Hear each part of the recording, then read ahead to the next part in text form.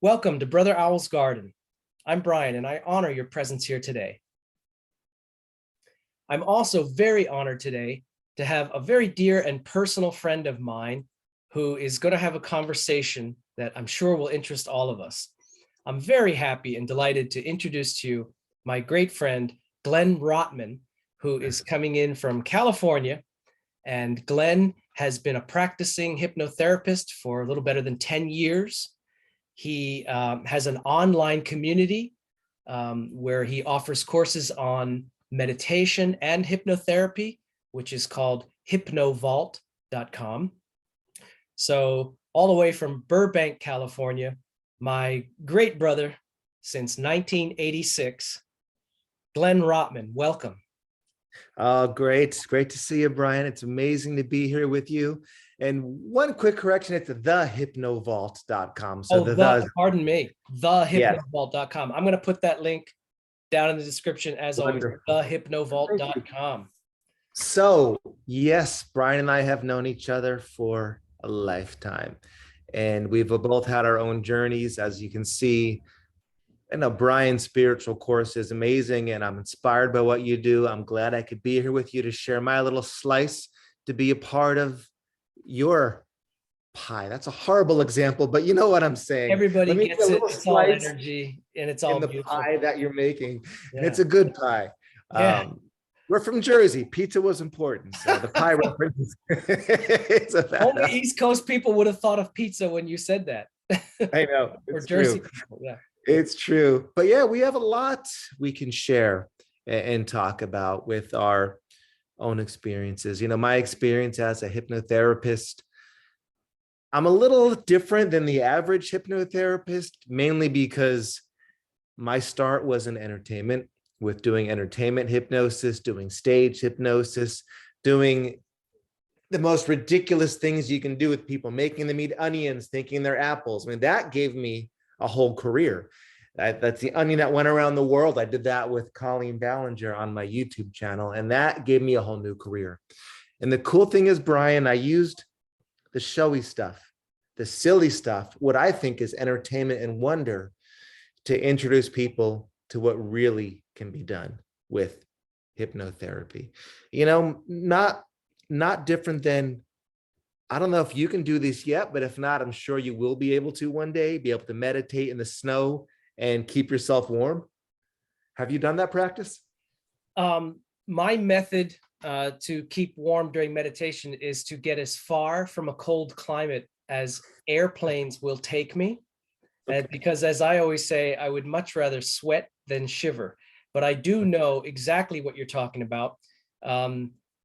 Adept Tibetan monks can do it. And also there is a guy in, is it Greenland or Norway or Iceland, somewhere up there where I would never live, that he's an elderly man. I shouldn't say elderly, he's an older man that swims under the ice and in the ice and has been scientifically tested and literally proven to raise his body temperature.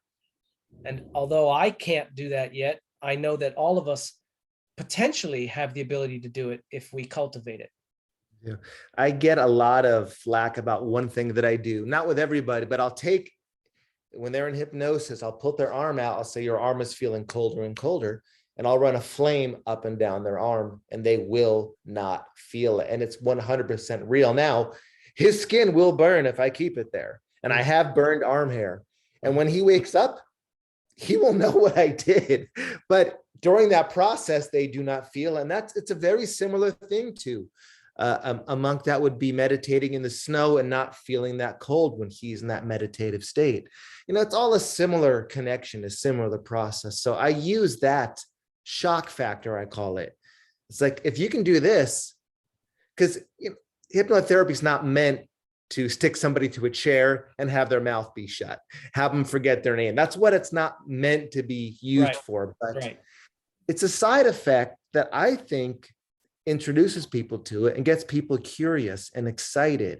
And that's what gave me my whole career, is using that wow factor, that wonder factor, as I call it, that doesn't seem real.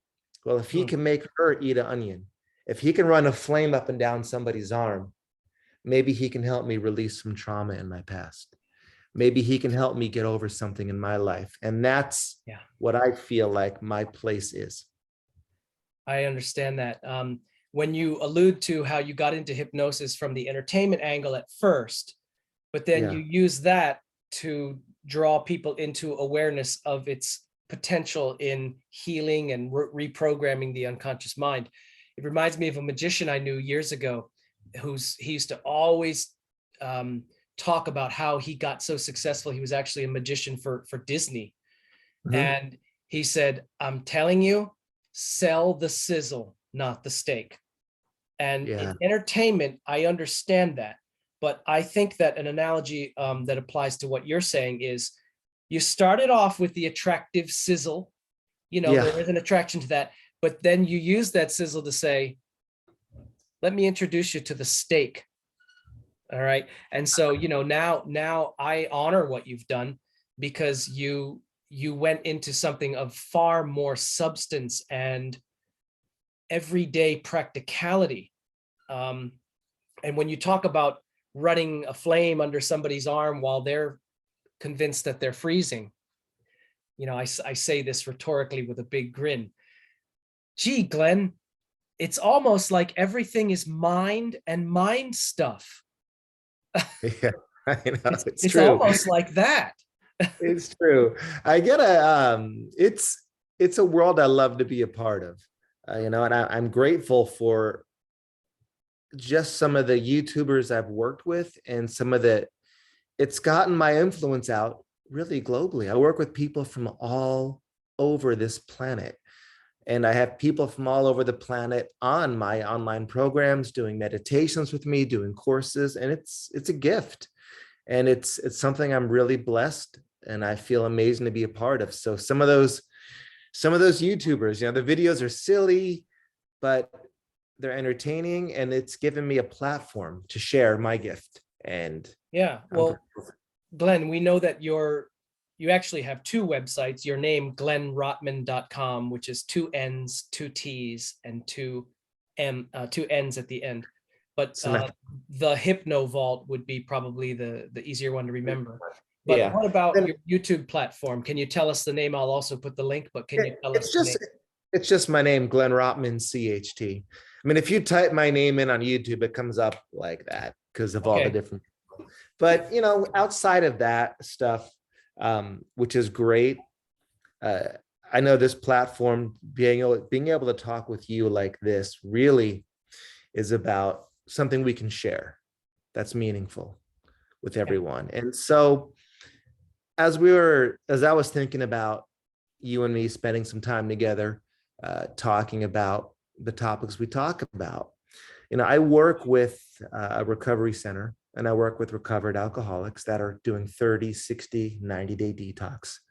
And the similarities that I find, whether you are detoxing from a major addiction or just escaping life into other addictions, which may not be as detrimental as drug use, but there are many unhealthy addictions that we fall into.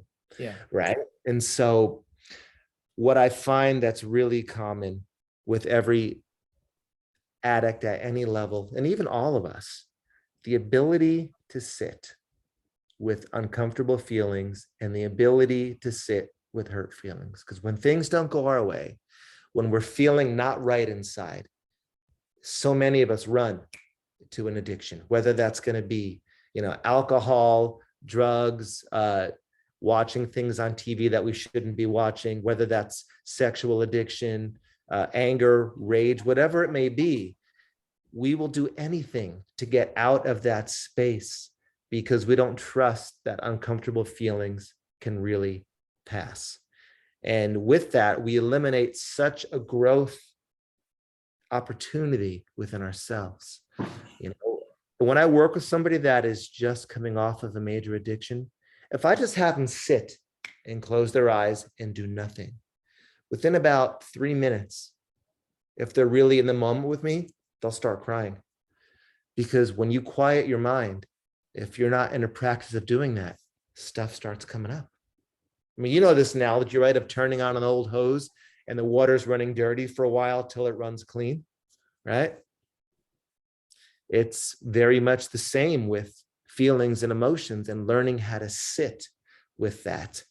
The meditations I do, now you can maybe define this in better words than me, but I think of hypnosis and what I do as guided meditation. I know in other areas to meditate is to clear your mind and sit with no thought, right? I mean, how do you define it, or do you even try to define it? No, I'm glad you brought that up. Anyone that's been viewing at least most of my videos by now has probably detected that I'm a bit of a perfectionist, detail freak, and words and terms and names, though they may not matter to others, they matter a lot to me, maybe a bit too much, but that's okay. This is me. You're using meditation in the Latin sense, meditatio, as opposed to the Buddhist sense. So when we speak of meditatio, what I think is, oh, well, what they mean is contemplation. They're not saying contemplation, but really that's what they actually mean, because meditation is a releasing and a letting go of all that is not you, which definitely includes your mind and your thoughts and all that noise. It's a releasing of that. It's not a pushing and a forcing and a get out of here. No, it's just a let it be until, like birds landing in a branch and then flying away. There's less and less and it's gone. And you return to what? Your true essence of being, which is calm, clear awareness and peacefulness. And then contemplation has an object. Contemplation is once we reach that state of having cleared let our minds clear, like a muddy pond, just leave it alone in stillness and it will clear on its own, in its own pace. And then once you've reached at least a decent level of that, now place an object of contemplation, which is, what am I feeling? What is hurting me? What is behind that? What does it look like? Where is it located in my body? How did it get there? What age approximately was I? Do I remember the incident that may have actually triggered that? How long have I held this? What is the lesson behind it? What is it teaching me? That's how I would interpret all that. That's exactly right, because that is what I do. It is a contemplation status, because our minds learn through imagery, through feelings. And when I connect imagery and feelings and visualization together, that's how I can get instantaneous change. I mean, the things that happen in a moment are unbelievable, the moments I've had with people when we get to those places. So contemplative meditation, I just call it guided meditation, because I'm guiding you through a series of a very specific series of exercises, which are basically forms of visualization with meanings and reasons why we're visualizing this. Why am I asking you to feel this? Why am I asking you to move the picture a certain way? Because when we visualize in our minds and we move emotions around, it changes the effect they have over us. And it's there's a whole series of study, which is older now, NLP, neuro-linguistic programming, but it really is about identifying your thoughts, having placement within your mind and body, and moving that placement. That way it changes the way that emotion associates to you. Right. And it can be really powerful. And it's not the be all and end all, but it's a great technique to put in this work, because all of it leads to creating change in that way. So the ability to sit, I think Tony Robbins said that quote, the more comfortable you can get with being uncomfortable will be the quality of your life. Excellent. That also, for some reason, sounds like Pema Chodron, the same kind of thing that she would say. And I'm sure. Glenn, you reminded me things. I always relate things when you give me one little gem and then two or three other things light up. To quote Neil Donald Walsh, who we were just discussing earlier, he said, feeling is the language of the soul, which is God individuated. Emotion is the language of the mind, which is thought physicalized. Mm-hmm. And to quote my good friend Rick Kenyon, who's living near me here in Thailand, emotions are what cover the thoughts or the beliefs, or he might call them perfect pictures, a previous episode that I did with him. So you've got Yeah. these ideals or these beliefs or these conclusory statements that you've made and programmed into yourself, or maybe somebody else did, but you're holding them. The point is they're working in you. And then Yeah. on top of them, like a lid on a pot, is an emotion. So I would like to offer the imagery that you have this perfect picture or this belief or this conclusive statement, whatever it Mm-hmm. is, this is so. And then on top of that, like a covering or a lid, is the emotion. And the emotion is going to be what we arrive at first when we return to that stillness within, when we can sit in stillness within Yeah. ourselves. That's going to come up. And you're right when you say people want to escape. Some people would rather do anything else than to look at that and pick up that lid and say, what's this all about? And Yeah. untangle it and work it all out. But one thing I can bet you $1 trillion is that you've never had anyone who had the courage and the willingness to do that who regretted it. I Yeah. guarantee you never have, because this is healing. It is very much, that is the healing process. It's teaching people to trust that feelings are coming up to come out. Nobody's ever died from a feeling, but they've died trying to do anything else but feel that feeling. And it's a disservice to themselves, but we're not taught that, and so to have somebody trust in it, sometimes I have to earn people's trust before they're willing to do this with me, because it's not a safe place for a lot of people It's to feel. understandable. And feelings, as you know, feelings aren't facts, but they're sometimes, messengers. They're messengers. They, yeah, they are the they are the key. They are yeah, the keyhole in, but you're right. They are the key. But sometimes we place too much emphasis on a feeling, and feelings can lie to us. We can be wrong about so many things by overreacting, by not really looking at a situation. One of my favorite lines, and I did this in one of my videos in the Hypno Vault. Do you remember that movie with Robin Williams, Dead Poets Society? Yeah. There's a scene where he stands up on the desk in front of the class and he goes, "Do you know why I'm standing on this desk?" The class looks at him like he's nuts and he goes, "I stand on this desk to remind myself that I must always look at my life differently. Just when I think I know something, I must look at it in a different way." And I think that's the magic of our feelings, is when they come up, are we willing to let them come up and look at them a different way? Like, what else could this feeling mean? Or what's the lesson in this feeling? And That's what it. will happen? Mm-hmm. What will happen if I just sit and do nothing and feel it? And if people would learn to trust that, we wouldn't need to run into our addictions when life doesn't feel safe. Yeah.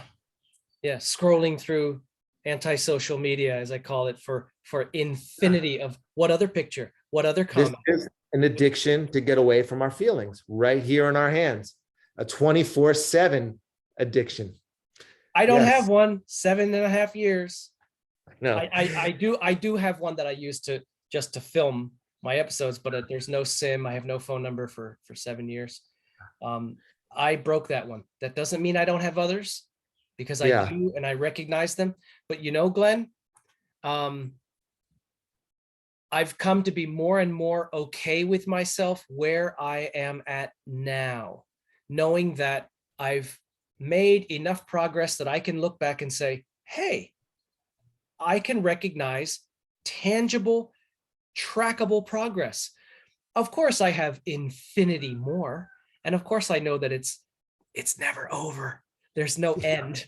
But I have, I've checked this one off. I've checked that one off. This one, maybe not yet. Okay, I'm okay with me not being able to do that yet, but I know that it's gonna go eventually as my consciousness evolves, those things that don't vibrate with who I actually am, which, to bring your onion back into it, is an ever unfolding, one peel at a time, one layer at a time process. Yeah. But as that comes forth more and more and more conscious, like a blooming lotus, those things don't fit me anymore. I'm not that. Geez, I never was, but I didn't realize that consciously enough.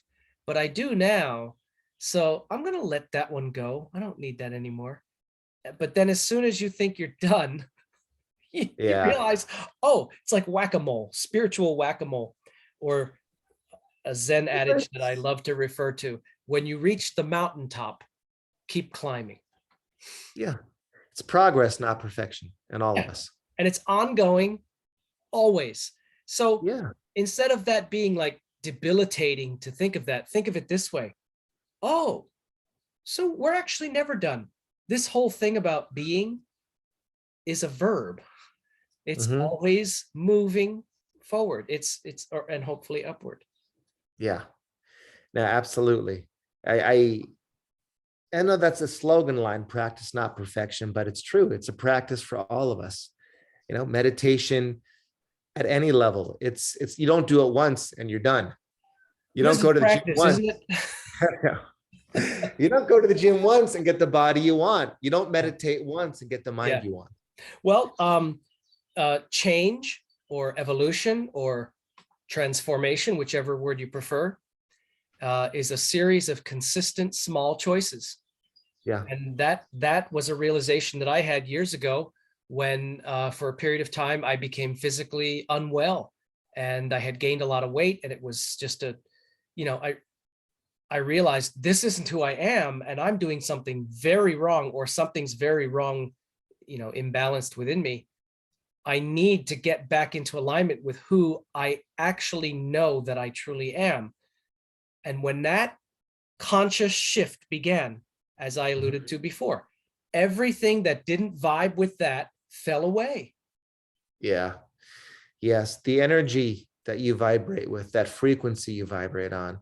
As we know, there's a lot of ugliness in this world Yeah. that is very low frequency. Yeah. And I don't make any comments politically, because that frequency is that's not my frequency anymore. It's hard not to get trapped in that kind of quicksand, though, because everybody does have a stance or a view or an interpretation.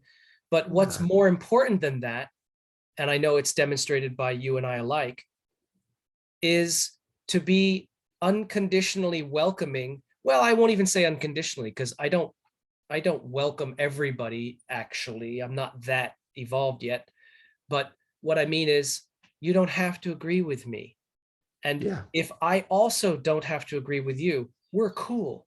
I can still love you and respect you. I have friends who I love and cherish profoundly, who in a political way couldn't be more Yeah. polarized than me, or have a completely different religion that I don't come from and am not going to join and all that. And it's like, oh yes, whatever, so what? Those are details about you. Where you stand depends on where you sit. I love who you are, not what tradition you follow or what political stance you have. Yes. And it doesn't mean that I won't vote differently than you or choose a different path than you, but it's okay, because we don't need to agree in Mhm. order to be unconditionally welcoming Or and label loving. yourself in that same thing. I had a conversation with a girl the other day, and she's like, well, I'm a liberal, so I think this way. And I'm Right. thinking to myself, why don't you just tell me you think that way? Why do you have to label yourself as a conservative or as a liberal? Why does that need to be the defining guide for who you are? Can't you be a person with just thoughts and ideas? Yeah, and the same with race, how Yeah. society is pushing so hard for identity politics. In other words, your body has this physical attribute or this skin tone or this ethnic appearance, and so therefore that's who you are. And Mm-hmm. therefore, here's your script. You vote this way, think this way, speak this way, live in this kind of a place, do this, but not that, oppose this, but support that, all that. But, Yeah. Glenn, it goes back to what I said before, the evolution of consciousness. Once your consciousness reaches a certain level of awareness, those blind spots and those shackles, they start Yeah. to fall off of you, and you realize, yeah, I was born into a body that looks like this, and I was born in this country or that country, and whatever. But none of these things ultimately are who we are.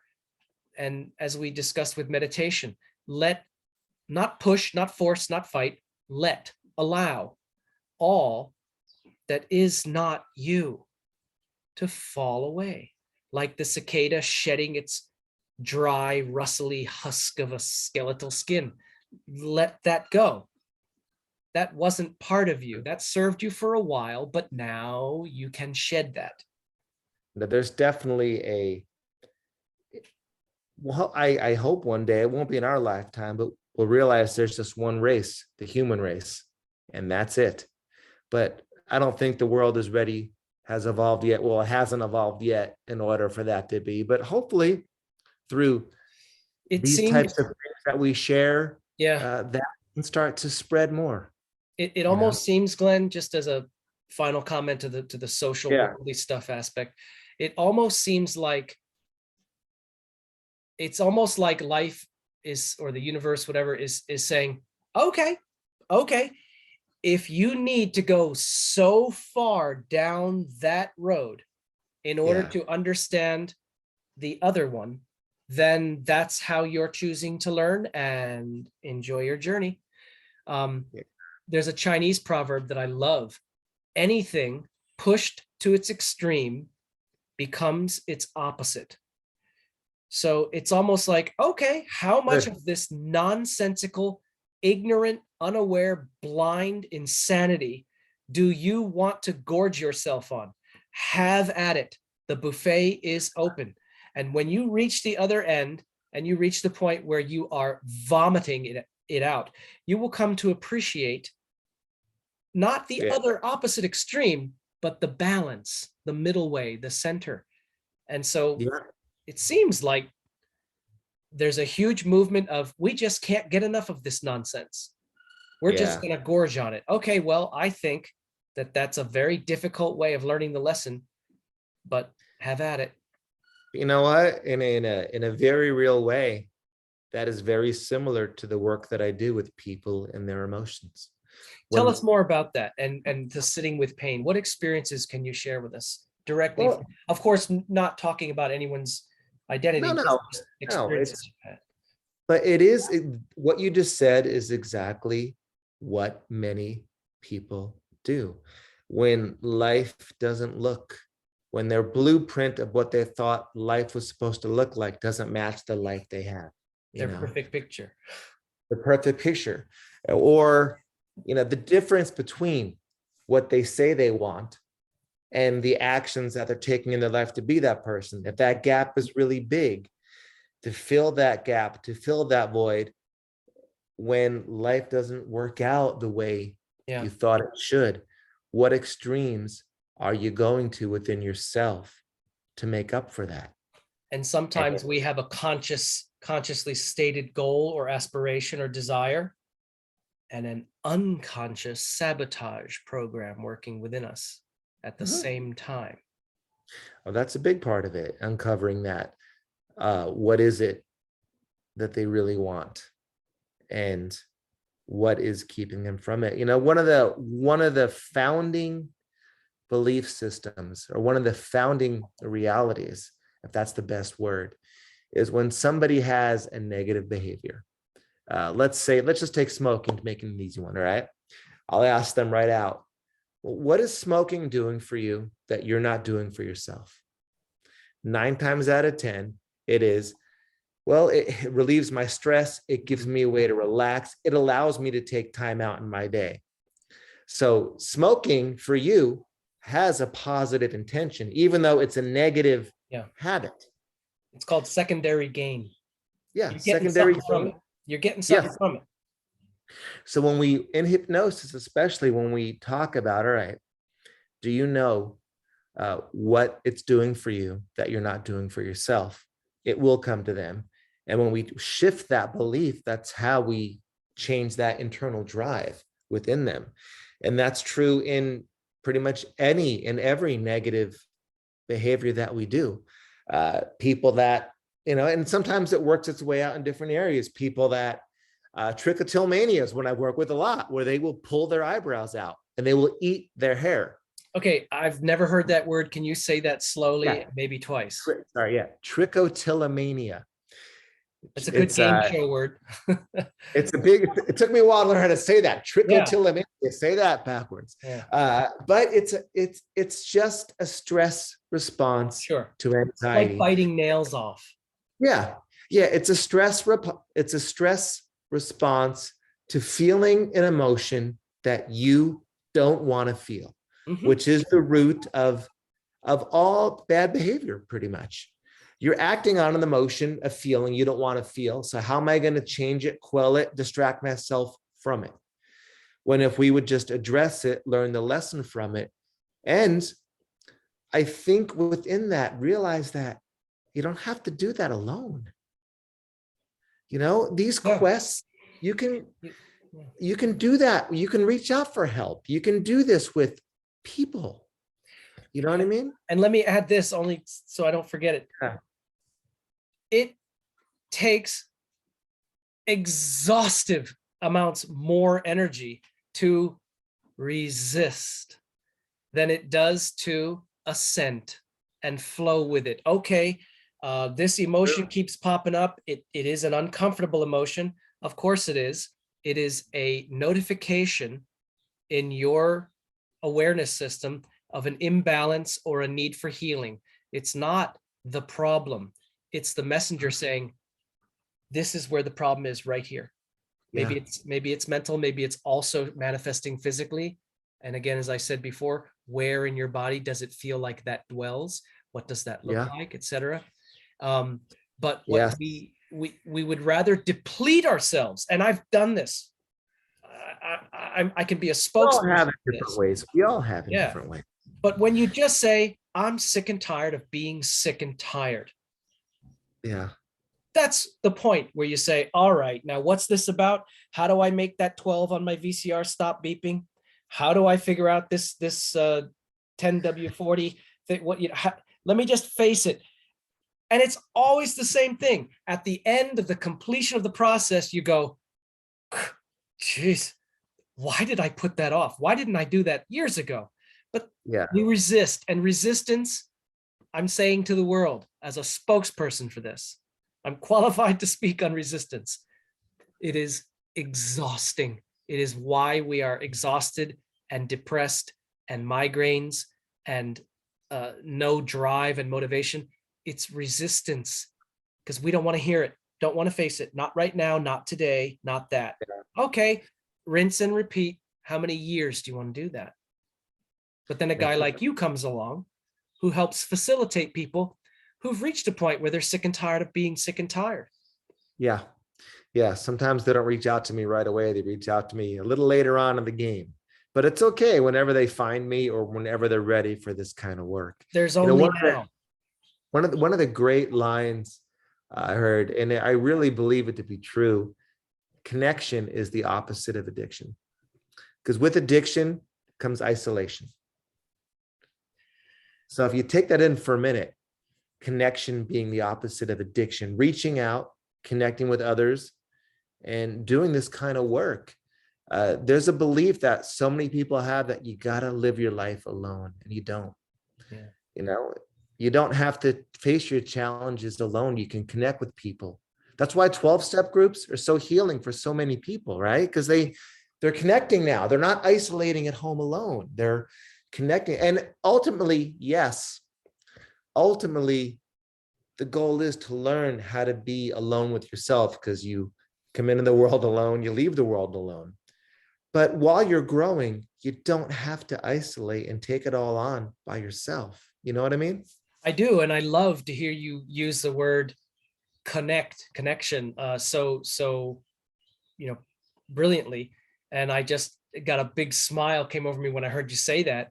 I did an episode not too long ago called Disconnect and Discontent, excuse me, Disconnect and Discontent, which, this is the cause of that. And there's way more facets of connectivity and disconnection than just social, but that's a huge one. But we as a society, I was gonna say Western, but now I'll just say modern, because that's kind of dissolving those so-called distinctions. But we have become so profoundly disconnected, and you and I don't need to get into it huge, but there's a lot of effort to increase the degree of disconnection, of disconnect that people are experiencing now. And there's nothing really good about it in the long run. In the short run, yeah, I got this project done I've been putting off. I got time to spend more at home with my kid, or I got to do this or that with my puppies, or whatever. But after a prolonged period of time, it's actually bad for you. Drug addictions, fatalities, fentanyl, and all this kind of stuff, suicides skyrocketing from what? What is the factor? Isolation, disconnectivity, the words I'm talking about. And it does not do us any good at all. And we have to find that balance. I know. I hope the world will evolve back to that one day. And maybe this kind of work will help that. I mean, this is what we can do. This is what we can control. We can share our ideas. We can talk about how important it is to connect. And maybe if people are willing to see the bigger picture and understand that there are certain people that profit off of having us, what you just said, isolated, because then you have to turn to them. You have to turn to the powers that be to get your medications. And medications have their place in life for a period of time, but they become the answer for so many and not just part of the healing process. Well, Glenn, dependency is slavery made manifest, and dependence is slavery, period. Yeah, correct. I'm definitely, and this is another topic, and I'm never against, for some people, medication is important for a period of time. And that's, but I believe it should be a part of your process while you're healing your other self to be off that medication. It's one aspect of your healing. It should not be the entirety of your healing. Yeah. Because what you just said, now I'm not gonna be able to repeat this line right. Anything pushed to its extreme becomes the opposite. Becomes the opposite. That's it. Yep. So what happens, and this isn't my perspective, or this is on the bottles themselves. Many antidepressants over a period of time cause depression. And this is on the pill. This isn't our opinion. Yeah. So does that not fit with what you just said? If that is your only method of healing, well, that's going to extremely cause its opposite. Yeah, it's like killing for life, or copulating for virginity, or fighting for freedom. There's all these paradoxes, contradictions. Yeah. And so they all have their place, and they all have it, but not just that can't just be it. Numbing yourself can't be the only answer. No. Just let me give you this Band-Aid. You just continuously, perpetually rely on me giving you this Band-Aid. No, that's not the answer. Yeah. True healing is painful and ugly. And that's what makes it so beautiful. And it can require a Band-Aid. Some of that can be a Band-Aid for a little while. Yeah. While you heal. That's why we have Band-Aids. Right. So, but that's not, like we said, that's not all you can do. And that's what I love is, or what I like to leave people with after I work with them. Because a lot of times I see people once or twice and then they're done with what they came to see me for. Mhm. But what I want them to do is, to me, I see myself as a gateway. I'm a I'm a gateway drug into meditation, for lack of a You're better example. you're leading them into being heavily meditated. That's that's so good. To get heavily meditated with me. Oh, that's a great. That's going to be on an ad next week. Get Put heavily meditated with you. Guys heard it first. use it. That's the best thing I've ever heard, because it's true. I doing a session with me is it because a lot of people say I can't quiet my mind. I don't know how to meditate. My brain gets crazy. Well, listen, Yeah. after you do a session with me, you will have opened that channel up within yourself, Right. and it will feel much easier to Mhm. meditate. So I want that to be a part of your life after you Yeah. work with it. Even if your fear of flying is fixed, great. Now you're Yeah. flying. Yeah. How about remembering to connect with yourself and meditate in the other areas of your life now? All right, your smoking's done. Let's continue your growth. Yeah. Don't Yeah. just start with me Yeah. and then Surely continue. there's more. Well, Glenn, the line you said about, my mind goes crazy, I can't get. So in Buddhism, they call that the monkey mind. Just Yeah. imagine a chimpanzee on steroids in a zoo cage. That's what that means.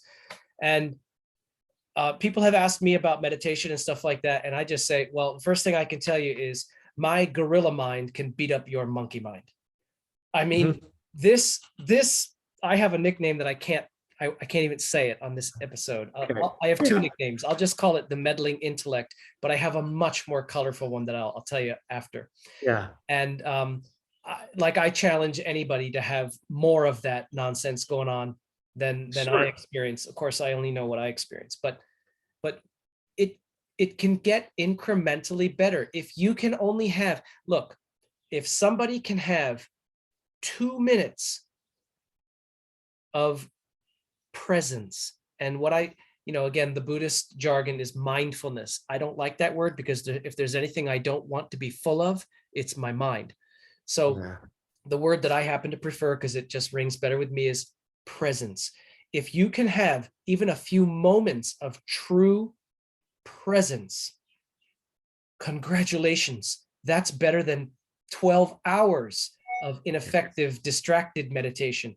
And when your mind gets distracted, say, oh, my mind has become distracted. We'll just gently pull it back onto this Yeah. state. And it's not a striving, it's not effort, it's not trying, it's just letting be, letting it go. Which actually, when we let something go, by the way, we're freeing us. It's not Yeah. so much here, I need to let this go. It's not so much this going, it's the I am now free and empty. Yeah. One of the lines I pretty much in every one of my inductions, which is a way to put somebody into that hypnotic state, it's always, and should you have any negative thoughts or feelings, leave them be. Yeah. Don't put them away. And Yeah. you'll find in time, you'll be able to focus on what's really important to you. And one of my heroes, his name is Kyle Cease. He's a comedian who turned into like a meditation teacher, a transformational speaker. One of his exercises, which I love, is he says, take your phone, set it for 10 minutes, put it across the room, sit in a chair, and do nothing until that alarm clock goes off. Let your mind do whatever it does, whether you think it's silly, it's stupid, you can't focus, yes to everything, and know that it's going to end in a few minutes, but just sit and do that a few times a week. And then you'll find that 10 minutes, you can go to 12 minutes in about 2 weeks. Then try 15 minutes. Right. And that's like going to the gym, but it is being okay with not judging yourself for having crazy thoughts. This was a topic I did in one of my little talks on my Instagram channel. You're not crazy just because you have crazy thoughts. We all have crazy thoughts. Craziness and genius go bowling together. Yeah. Anyway, so But crazy is not my favorite word, but I know what you mean. Yeah, insanity, yeah, whatever. the Mentally point of unwell. that is just because you have negative thoughts or thoughts that don't make you feel good, I really believe we're not responsible for our first thought. and we're not responsible for our first feeling. We are responsible for our first action and reaction. Or I and should say same thing. Well, response, yeah, always a better word, correct. response. But just because Yeah, you have a thought that doesn't feel good, well, we all do. But yeah, the difference is accepting that, okay, that's just a thought. So what? yeah. I And don't you know have. what? Most of them, technically, and this was a profound realization for me Mhm. not so long ago in life, most thoughts are not ours. They're not Yes. created by us. They are the echo or the ping of a programming or a belief that has been absorbed into us, whether we consciously chose it or unconsciously absorbed it, or it seeped in from somebody else, a parent or a very Mhm. influential person in our developmental phases of life. And also floating around in the ether, because, you know, Yeah. not to go too much into physiological stuff, but what is the brain? The brain is not the mind. The brain is the physical apparatus and application or adapter to the formed material physical world. It's an adapter. It's a transceiver. It Hmm. receives and sends mental signals, which you can call thought or imagery. Yeah. And most of these are, they're floating all around like dust particles in creation. And they come in. And you made me think of two things. One was the imagery, when it's a very good imagery to give to somebody who's learning how to meditate and says that they've got the monkey mind thing going on. Yeah. Imagine that your mind is a lovely tree with branches coming out, and your thoughts, or I should say the thoughts that come and go, are like little birds that come and land in those branches uninvited, and they Hmm. hang out for a while, Yeah. and then they leave undismissed. They just come and go. And as you said, allow, just let yes to everything, welcome everything, be welcoming to everything. It's Let a the good. birds, the thoughts come, let them land, let them stay, let them go. And then less and less and less come. And it led me to a beautiful quote by the Zen master Shinru Suzuki. Mhm. I can't say it verbatim, but close. He said, when meditating, if distractive thoughts come, invite them in. What he means is welcome them into your allowing, right? Yeah. Invite them in. Just don't serve them tea. That's fantastic. Don't plug into them and engage them and let them drag you around. Yeah. Let go or be dragged. I keep That's a referring to Zen great, today. that's a Yeah. great meditation, visualization, the tree and the birds. I Yeah. like that. I'm gonna use that. That's really Yeah. good. And you'll Anyway, find that naturally less and less come until there's just one or two, or if we're fortunate enough, none, even for a minute. yeah. And if But see another those, one comes, okay, let it go back to the empty tree. but those things are so important, and that's why meditation, hypnotherapy, it's so effective because you're teaching yourself through that visual process. It gives you another way to learn, and it gives you something to remember that you use when you're in a wakeful state, when life is coming by so quick. That picture anchored into your mind of that Yeah. tree and birds, Yeah. it gives you a way to pull yourself back. It's really And helpful. and keep doing that long enough till you become adept at it. And suddenly you realize that you don't need it anymore. Yeah. You Yeah. don't need to have that picture anymore. You just know how to Yeah. let go and You've, return back to that state. But that was your band-aid, that was your crutch. It helped you through, as the Buddha said, when you cross over to the other shore mhm. in the rowboat, you leave it behind. You don't pick it up and carry it with you. So use the tool, use it. He was speaking of his teaching, the Dharma, his gospel. Once Yeah. you've mastered that and it has brought you to the other shore, meaning awakening, enlightenment, Yeah. then that tool served me. It it Yeah. did You its got thing. it. It got me. I did it. You don't have Yeah. to be so scrupulously astute and scholarly to make sure that you spoke every syllable of all your chants perfectly correctly, or else, those things fall away. That scaffolding all falls away once you've reached there, once you've realized that. And also, again, keep in mind that it's like a blooming lotus. It's never done. It's a fractal.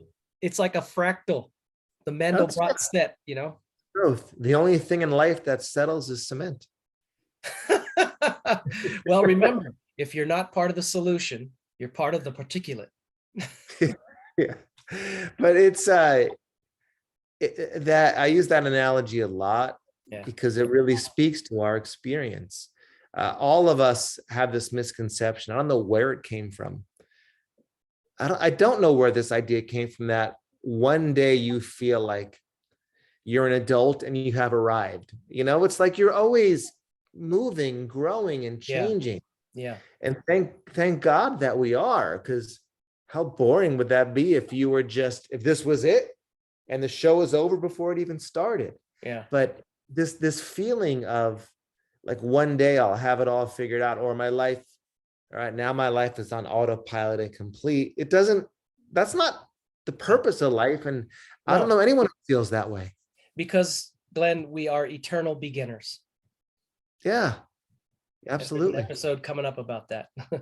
I like completely agree Thomas with that. Merton on that one. Yeah, we are eternal beginners, and it's not a buzzkill. It's not like I'm never gonna get to the graduation. No, it's I can let go of that crushing, heavy yoke of belief and expectation that I had been carrying, which said, well, first of all, you're not who you're supposed to be being.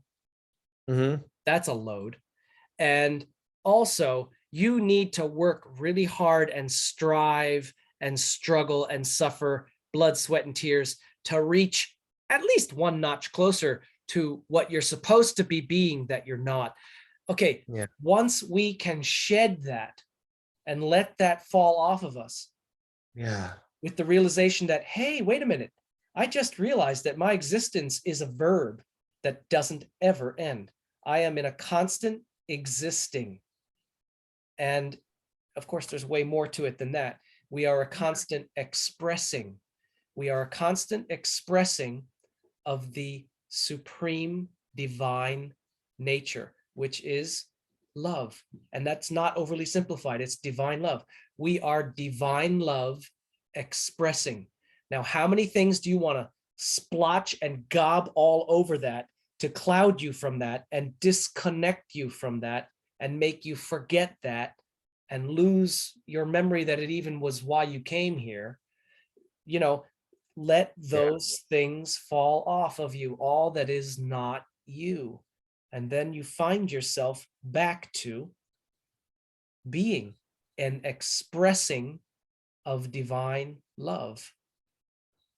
Yeah. It might sound, a bit schmaltzy, but not when you really cosmologically, theologically look at it. Yeah. One of my sessions is tapping into your inner guidance. And in that guided meditation, what it is, all right, what is your true voice? And in different words, exactly what you just said, not the voice of your parents, not the voice of your past, not even the voice of people in your present life, but what is your true voice when all of that goes away? And the exercise to that is really, really simple. It is that realization and then connecting to your breath, to your heart in the present moment. And that's basically the exercise I do in this meditation. And is because so many times is what you just said. It's not even your voice. It's the voice of somebody else's belief that you took on. It's the voice of your parent yelling at you, or somebody not being consistent with what they're telling you and what they're doing. And then you take that in like it's yours. And it's like when you strip that away, what's left is you. Yes. But if you don't lead yourself on a path to try to connect with that, and it takes a couple times. It doesn't mean it's going to happen once, but that practice of closing your eyes, connecting to your heart with, even if there's pain, a sense of gratefulness for being in this moment and having your breath and feeling your heart and just staying in there and letting some space be. Just let space be. I would And offer this, Glenn, for those yeah, that are able, and it's not everybody, and for yeah, those that have the tools at the time, and that's not everybody, and all that's okay, that's wherever we're at. But if you're willing and you have the tools, don't just be willing to let the pain hurt. Welcome. Welcome. I'm not talking about tolerate, put up with, endure, no, forbear. I'm welcome talking it. about It's welcome. information. Welcome the pain, because pain is the most effective teacher and messenger of lessons needing Yeah, resolution that we have. And if we welcome the pain, all of a sudden, all of the resistance to the pain, which actually is worse than the pain or yeah, aggravates it much worse, falls away, dissipates. And one time I smashed my thumb, talking about a physical pain now. I smashed my thumb unbelievably bad on this huge platform of wood that fell and smacked down onto it. And my brother was right there, and he looked at me like, how are you not screaming and passed out? And he goes, didn't you just smash your thumb under that, this huge wood and thing? you look at it. And it was smashed. And I said, it hurts like hell. But what I did was I just let the pain. And I said, I'm not my body. I'm not my thumb. I'm not having the pain. The pain Yeah, exists in that thumb. And it did hurt like hell, but I didn't yeah, plug into it and let it drag me around like a flailing garden hose. And again, it did hurt, but I didn't resist it. I said, there is pain in that thumb. I made a conscious effort in a working meditation in that moment. And it was a small victory for me. And it took yeah, months for that thumb to be not throbbing. But we can do that when we welcome, yeah. love whatever is, welcome whatever comes as it is. Pain is interesting. I've had unbelievable experiences with people on detaching them from pain. Amazing. Chronic lifetime pain gone. Not because I healed them, I taught their mind how to detach from the pain. Which there's this guy, and I don't care to say, everybody. Well, not everybody knows this guy. He's Benny Hinn, the faith healer. He's Yeah, a really I know. famous one.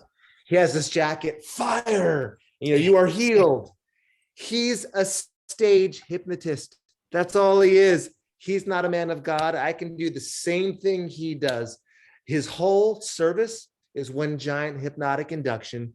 And when you walk on that stage, it's already prefaced what you are going to feel, what you are going to do, how you are going to fall in line. Yeah. And he hasn't healed anybody. People Yeah. have detached from their pain through that process. And he Mass never psychosis. interviews anybody, but yeah, faith healer, he's the worst. But we don't need to bring negativity into this. But in the positive way, with hypnosis, with the brain, with some special things I've learned, I have been able.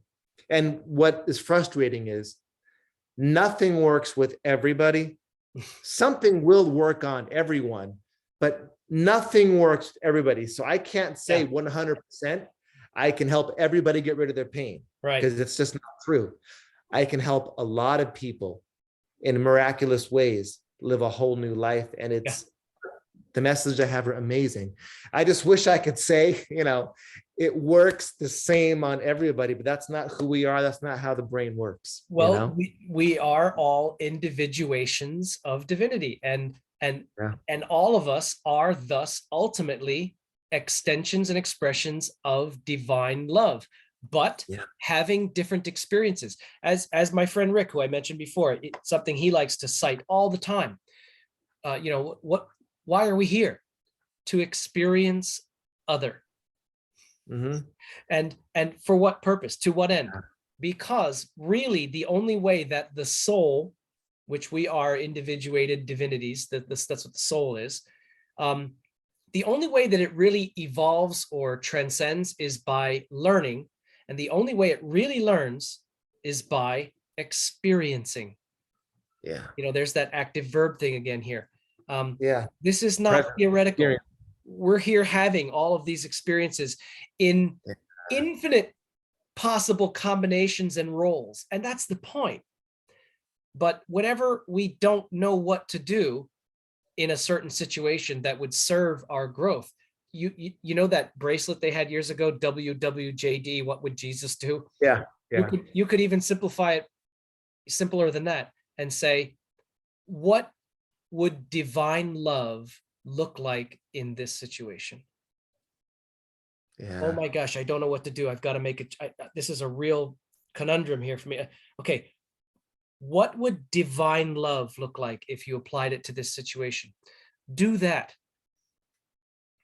Yeah. That's a great question. That's a great awareness to hold, which again is a practice to hold that awareness throughout your day. Keep doing it. When you drop it, pick it Yeah. back up. Japanese proverb, fall down 7 times, get up 8. It's okay. We're not Yeah. perfect. If we were perfect, we wouldn't be here. So, and we're eternal beginners, and we're not perfect, and we're all facets of divinity, and we're all here for direct personal experiential growth for the sake of becoming, or I should say, realizing that we are divine love. Yeah. So, okay, when my kitten, who I was potty training, saw that I used the toilet, and so she deduced that she should go over and do her business next to the toilet where daddy does his. Yeah. Now, did I say to that kitten, oh, what are you doing? How could you be so stupid? Why did you make this mess here? No, you're wrong. You're supposed to go in the box in the other corner. No. Yeah. I cleaned up the mess, put it in the toilet, hugged her and kissed her and loved her even more because I said, she's trying to do what she believes is right. Yeah. And actually, it's not wrong. I made up the rule that would have made it wrong. Yeah. And, she did it 2 or 3 times. And after that, I took her over there and I showed her and I said, no, not here, Chucky, not here, over here in the box. She never did it again. But the Yeah. point is that she never did anything wrong. There was nothing to forgive. We're Yeah. all fumbling and bumbling our way. I always cite Ram Dass. I actually have to stop citing this quote. I do it too much. We're all just walking each other home. Yeah. It's okay. We need to stop taking ourselves so seriously and stop being so hard and judgmental on ourselves. God's not. And if others are, well, accept and welcome to the extent you're able that that's the level of consciousness that they're at right now. Remember when you were? Yeah. The Buddha said, don't ever condemn somebody who is behaving in ignorance and doing really bad thing. Don't ever judge them, because remember, so did you when you were there. Yeah. Give them a hand up if you can, at least offer them the opportunity to see a higher way. Of course, you have nothing to say about whether they do it or not, and nor should you be concerned. But don't ever judge and condemn somebody who is doing, crappy things, because at a point in your eternal evolution, so did you. Before Maya Angelou, I forgive myself for not knowing the things I didn't know before I knew them. Yeah. And Yeah. then realized there's nothing to forgive, which I Yeah. credit Neil Donald Walsh for helping me to understand. Yeah. A lot of it is in the sessions I work with. It's also telling people to be gentle with yourself. Yeah. Be gentle. Yeah. In this healing process, you can be gentle. Yeah. You can't get the lessons without going through the experiences. We all want the lesson. I wish I could have gotten a lot of lessons in my life without of having to go through that experience. Yeah. What I had a really nice breakthrough with a client, and I told him basically, what you went through in your past was not a gift, but your past did give you a gift of wisdom, knowledge, and something you never would have known without it. So yes, the traumas that you went through and what you went through was really, really bad. So those experience bad, was intense and traumatic. So those weren't gifts, but you did get a gift from that. So your past has a gift for you, and he never saw his life that way. I know Now that exactly sounds what you're referring to. I understand that. I would even say though, Glenn, with massive respect, yeah, actually it was a gift. Actually it was. And again, another person I quote a little bit too much, Mary Oliver. yeah, One time, someone I loved very deeply gave me a box of darkness.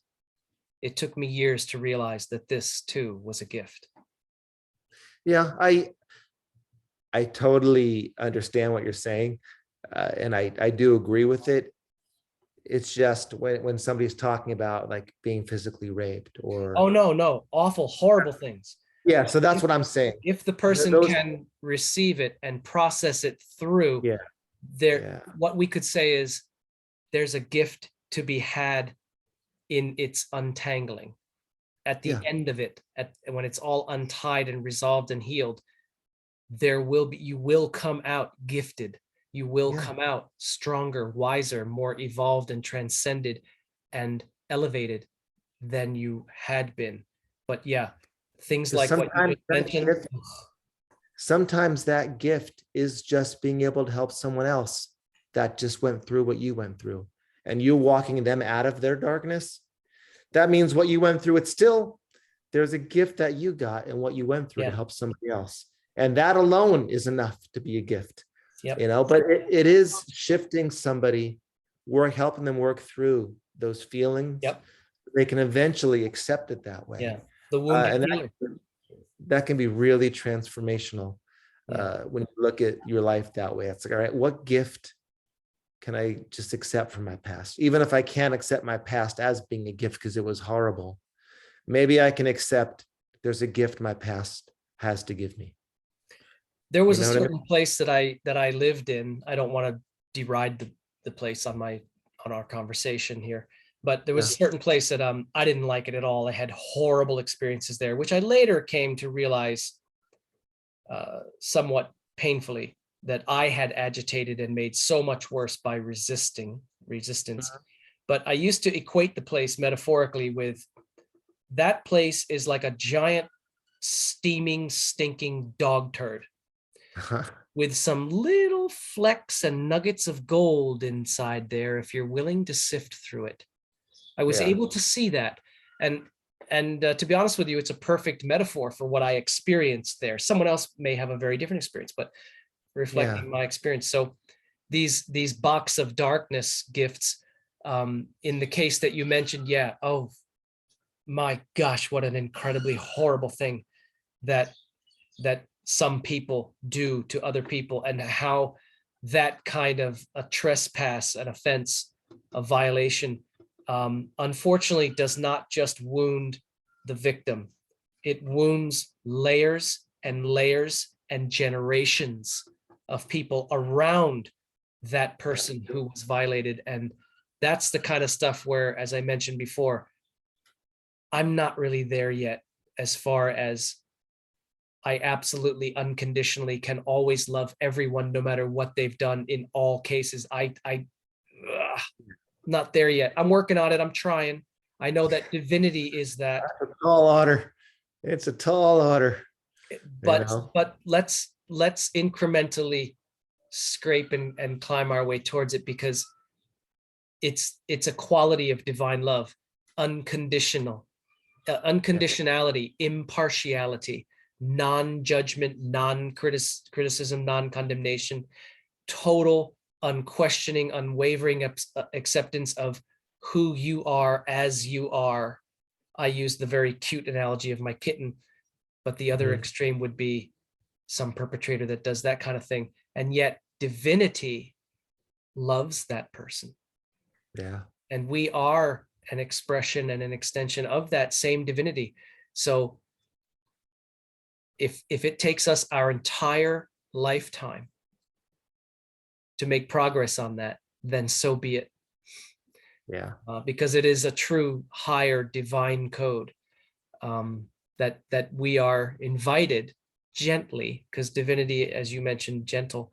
Divinity is always gentle, never orders, and it is never tyrannical, never. It always gently whispers, invites, and offers. And so I know that that possibility is there, and I know that there will be a day when I reach it. It might not be in this incarnation, but I will reach it because I But even know in, that it's part of the completion of the process. like even in what you said, to take it real basic, even in step work, they're all suggestions. All the steps are none of them are commands or Yeah, orders. yeah, They're just suggestions, much like divinity. So yes, yeah. this is good stuff, my friend. This is very good stuff. So Another we went Thomas. through a lot of topics. Yeah, we covered a lot, but I just have to throw one more in there because you're Yeah. making me a quote machine here today. Thomas Merton again. Our notion of God says far more about ourselves than it does about God. So what somebody believes God is and what rules God enforces and all that kind of harsh, judgmental, fiery, Yeah. pissed off old guy in the sky kind of imagery. All that stuff says a whole lot about what's been programmed into you. And, we may not be responsible for what got in, but we are responsible for finding it, acknowledging it, and letting it go and reprogramming it according to how we want it to be. Once we reach a certain point of consciousness in our lives, then we are responsible for dealing with it. Yeah. No, it's true. We don't see things, the world the way the world is. We see things the way we are. We don't see people the way they are. We see people the way we are. Yeah, because what does the universe do? It says, I always say, the universe is the short order cook of creation. Got it, coming right up. Yeah. Whatever little order you want to stick to that rotating clip thing that in the diners, whatever little order, go ahead, spit it. The universe says nothing but, got it, coming right up. The universe simply manifests and attracts to you whatever you're vibrating, whatever frequency you're at, which means whatever thoughts you're resonating and radiating outward, whatever emotional frequency you're at. The universe says, got it. All I do is reflect back to you what you're being. And when you start to free yourself and let go of all that isn't you, wow, as you know, Glenn, transformation, transfiguration even can happen. And of course it's never done, but you never want it to be done either. You think you can get soup? You're You wasting your time. You want bread? $2. $2. No soup for you. You're wasting your time, little man. The soup Nazi, epic. Glenn and I are diehard Seinfeld fans. Forever. Glenn and Pete, I would have to say, are the two best, being able to conjure up one-liners verbatim from Seinfeld that I've ever met. They're just in my brain way too often, too often, but I love it. Well, I see the world through a Seinfeld episode, pretty much in everything that I see, think, and do. It's a beautiful thing. Well, you know what? That's wonderful because you're not taking yourself too seriously and too soberly and too dire, which, we can fall into, especially in times like this, which keeps popping up in episodes where I talk with people, in times such as these, because these are times, indeed. Yeah, this is the most unique period in our lifetime for sure. And I just, we just got to keep pumping this positivity out, and we have to rely on this information that we're giving instead of the information that the world is getting. This needs to be the information going out to everyone. This kind of sharing. What am I letting into my universe? What am I absorbing into my being? What am I choosing? Am I choosing more stupid Instagram videos of idiots doing duck face and showing off, vanity and everything? Or am I saying, you know what? I'm going to click on, what's that Glenn Rotman's the Hypno Vault channel. I'm going to go see what he's got going on with those courses he's offered, or hey, Brother Owl's Garden's got a good episode on transcendent forgiveness or something. Maybe that's going to be, and it doesn't have to be all you ever do, but take it in. And I Yeah. want to acknowledge you. I need to Yeah. acknowledge you personally, Glenn. Also, Jill Knapp was another one. I had been thinking about starting a YouTube channel Yeah. 3 years. Well, yeah, I think I need to do, I think that's probably a natural progression that I need to do that. But of course, I'm not ready and I'm not good enough. And what I do won't be perfect. And somebody else is better than me. And well, I don't have all the expensive equipment you need. And I'm not going to put myself out there without top-notch gear. And what if my content isn't received? Yep. And one of the transitional moments was Jill and I sent some video messages to each other because it's just impossible to have a sit down talk like this because she's inhumanly busy. So we would send videograms to each other for a while. And after the first one, she answered me back with one in kind. And she said, how are you not on a YouTube channel? Why are you not doing a YouTube channel? Why are you not doing this? You need to do this. And I was like, yeah, I'm gonna, but right now I'm still busy building stone pyramids and shrines because that was what was happening. And then that time I had a, yes. well, what I remember most as being like a catalyst was when I had that conversation not too long ago with you and Olivia. Yeah. Yep. And we just started talking about stuff and it just started flying out and blah, blah, blah, blah. And Olivia was lit up with it. And you were like, dude, where's the YouTube chat? And I was like, yeah, I don't need to hear this anymore. I can't, I'm not even going to say anything. I need to make this. Yeah. And it's not the best and it's not perfect. And I don't have great equipment and other people do better than, I don't care. Because as you said before, the things that we need to be sharing, look at your sacred offering. Look at what you're offering. You're offering healing and transcendence to people through hypnotherapy and meditation technique. I'm making a sacred offering of all of these spiritually practical topics on a YouTube channel, which, we don't have a lot of viewers, but it's okay because I don't follow that stuff. And I know that it will reach the people who are ready to receive it when they're ready to receive it. And absolutely, someday I could be gone and the videos are still there for people to access when they're ready. This is my offering. That is turn this on. Get your feelings from this, not from the news with an agenda, So if the world shifts, that's why we're doing this. They can shift here and turn that poison off of TV and really find out people love each other. People care about each other. We do just have one race, the human race. Yeah. I don't care what the media is showing me. People do help each other. People do love each other. And there's a lot less barriers that we have now more than ever.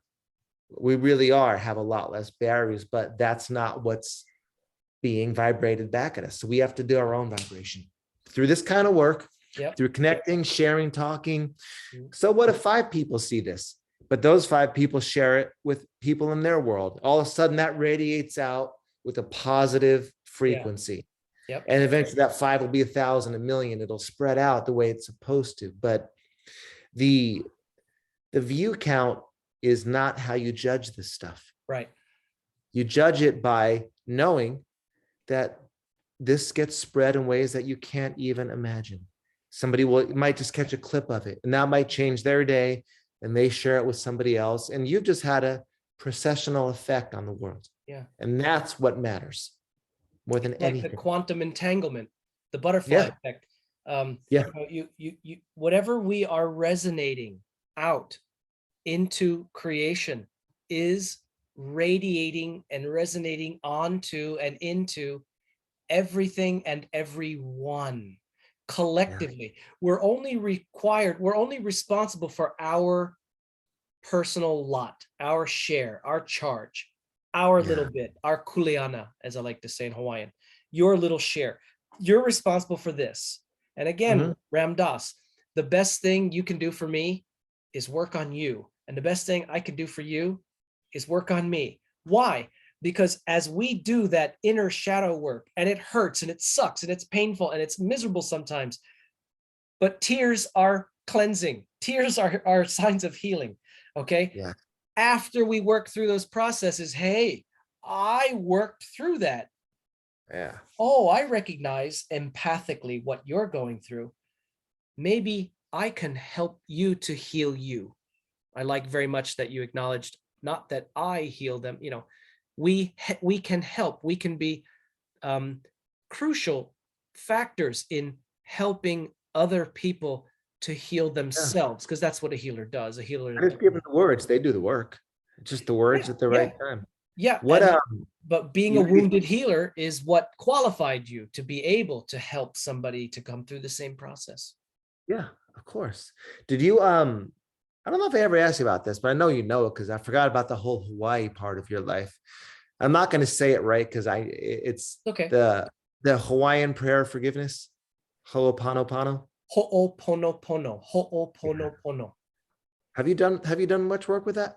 I have, and it is a very useful and transformative catalyst for people, because so like the episode I did on forgiveness, which I encourage everyone after this to go and look at it. It's not too long. Yeah. Forgiveness is the key to healing, and forgiving ourselves is the key to healing. It is remarkably healing. But Yeah. as we said a few times, once you've made, and only after you've made your way through a certain process of growth and evolution, can you then look back in hindsight and realize, oh, I now can see that there was never anything to forgive in the first place. That was Yeah. because I had projected this template of justice and debt, and you owe this for this, and this warrants that, and this is unfair, and I was victimized, and you hurt me, and all this kind Yeah. of stuff. And so you need to pay. There needs to be a reckoning. The whole concept of forgiveness, as wonderful and healing as it is in practicality, Mhm. is transcended after the process has been realized. And again, I have to give full credit to Neil Donald Walsh, who I admire and love so much. Something in his most recent book called The God Solution that Mhm. he wrote in his book. Glenn, you've had experiences like this, I'm sure, where a phrase or a statement, you are so ready to receive it. You've been aching unconsciously for that piece, that nugget, for so Mhm. long that when you see it spelled out to you consciously, you fall silent. I was stunned in silence when I read this. Mhm. And his statement is, understanding replaces forgiveness in the mind of the master. Yeah. When you reach a certain point of awareness, Mhm. understanding, meaning empathy, replaces any concept of forgiveness. Yeah. But I needed personally to work through the forgiveness of myself and everyone and everything before I was ready to receive that gem. And I love it. And it's almost like, oh, well, now my episode on forgiveness is sort of moot, sort of precluded. No, But no, it's it's never. not. You need to work your way through that to get Yeah. to that peak, that high summit where now you can see above the clouds representing your former unawareness, that, oh, there was never anything to forgive anyway. Yeah. Oh, please, God, forgive me. Lord, forgive me. Please forgive me. I'm so miserable and dirty and filthy and sinful and awful. Please forgive me and don't throw me into eternal, unspeakable suffering for my imperfections or even my arrogant, deliberate wrongdoings. Please, Yeah. please forgive me. And then you realize, oh, that's a very human ignorance thing, because God's not about that. And again, use Yeah. whatever word you want: supreme being, Oh, I divine get. consciousness, pure Yeah. love, Higher power, whatever. whatever. Yeah, yeah, whatever you I, want. We're speaking about the same thing, you know. yeah. So I'm with you. All right, man. This was nice. I liked it. sorry I'm a bit chatty, but I've got some coffees in me to doing their work today. And No, this is stuff worth chatting about. absolutely. And you have honored and graced my channel very much with your presence and everything that you shared by being so fully here, Glenn. And on behalf of the viewers and personally from my heart, I thank you, brother. I really love you. And I think that you're one of the finest. Okay, I'm getting a little verklempt. Talk amongst yourself. Talk I'll give amongst you a yourself. topic. Here's a topic. Rhode Island is neither a road nor an island. Discuss. Okay. The Holy That's Roman Empire amazing. was not holy, nor Roman, nor an empire. Talk amongst yourselves. Okay. I'm back. You are one of the finest human beings that graces this planet. You are one of the clearest and finest examples of divinity expressed in humanity that I know. And I honor you because you are such a wonderful, great man. And that's why I call you not just friend, but brother. Oh, I feel the same way, my friend. Doing this together is it's fantastic. It's just what needs to be done. Yep. Quite simply. And we're doing it. And you know, and it is enough. We are offering of ourselves our sacred share. You through the hypnosis, the hypno vault, the meditation guidance stuff, and me with That's my vessel. Yep. You know, this is your venue. My community is my venue. That's how I share my gift. You know, you're sharing your gift in this way. Yep. And that's amazing. And it wasn't all that long ago that you were a guitarist in a rock band and I was a wedding MC. And here we are, Glenn. So, or many people may not know this, a world famous tuba player. I didn't know you played the tuba, so did I. You were in the McDonald's marching band. We had a ceremony on Route 10 and I got free chicken nuggets. I got jealous sneers and stink eye from people for being able to walk into McDonald's and get a free Happy Meal or something for a few months. That was the royalties. Those were the the fringe celebration. We had a celebration on Route 10 in the McDonald's. It was a big deal. We were in East Hanover, New Jersey. This was big for a small town. 1987, suburban New Jersey. That it was a big deal. Those are some fond memories before you packed up the blue Dodge van and drove out to California. I still remember it. Yes, I'll always be a van guy at heart. Yep. I don't have a van now, but I did. For sale, a juicy van. Interesting trades accepted. All right, we have to close it off now because we're going to go reminiscing and we're going to lose people because they don't know what we're referring to. But some people.